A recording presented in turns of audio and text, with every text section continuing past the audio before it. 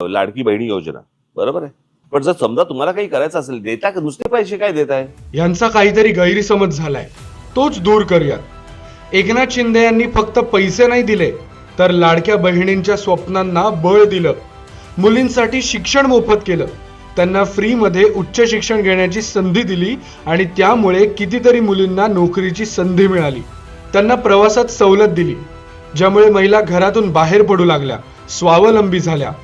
महिला जर कोणता व्यवसाय करत असतील किंवा त्यांचा स्टार्टअप असेल तर त्यासाठी अनुदान, कमीत कमी व्याज दरावर कर्ज अशा कित्येक सुविधा पुरवल्या।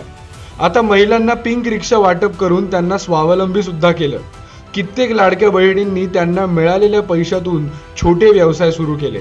एकनाथ शिंदे यांनी सुरू केलेल्या योजनांमुळे कित्येक महिला स्वतःच्या पायावर उभं राहू शकल्या, कुटुंबाचा आधार होऊ शकल्या आणि ज्या राज्यातील महिला सक्षम ते राज्य सक्षम होणारच।